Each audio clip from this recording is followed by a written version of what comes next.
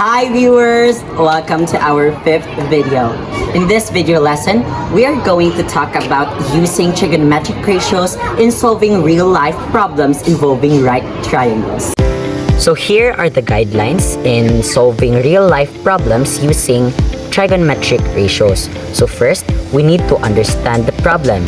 So by understanding the problem, we can determine the given values and what trigonometric ratio that we are going to use in solving that real life problem. Next is develop a plan, just like what I've said. You can develop a plan by planning what formula or what trigonometric ratios to use and to implement the plan or to do the plan that you are planning to do. And look back.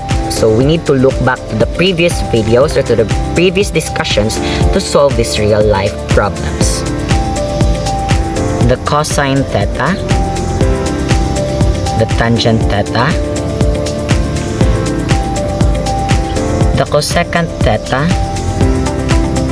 the secant theta, and lastly is the cotangent theta, which we all know that sine theta is equal to opposite over hypotenuse, and cosine theta is adjacent over hypotenuse. Tangent theta is equal to opposite over adjacent. Cosecant theta is equal to hypotenuse over opposite. Secant is equal to hypotenuse over adjacent. And lastly, cotangent is equal to adjacent over opposite. So here is a real life example.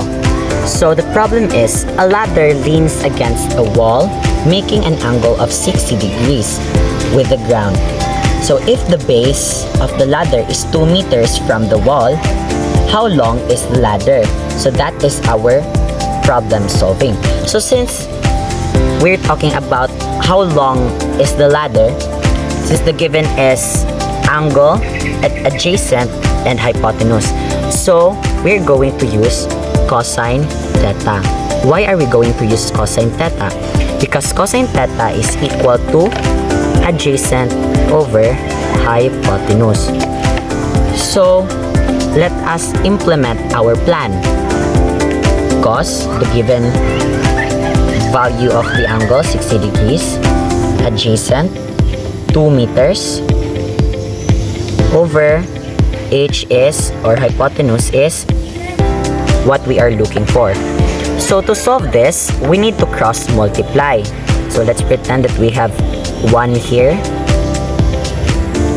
So h cos 60 degrees is equal to 2.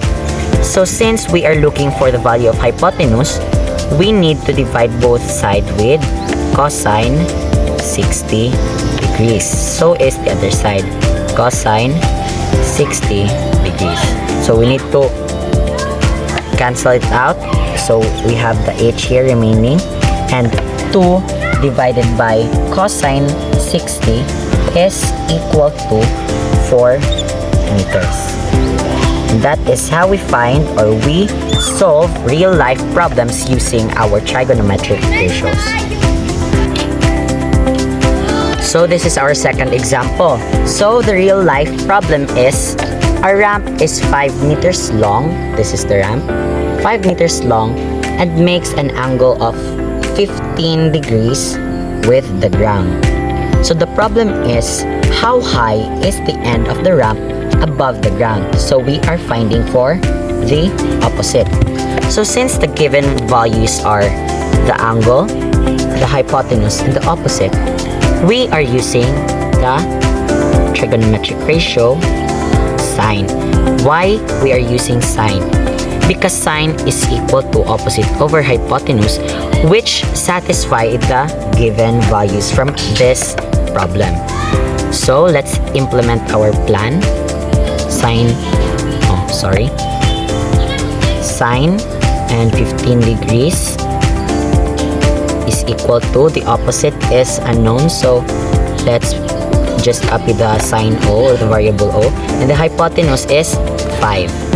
So since we are looking for the opposite, we are going to cross multiply.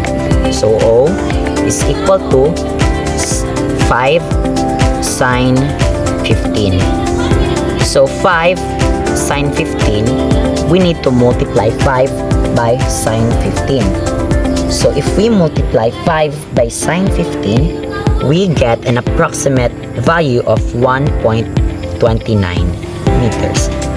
And that is how we are going to find, or we are going to solve this real life problem using our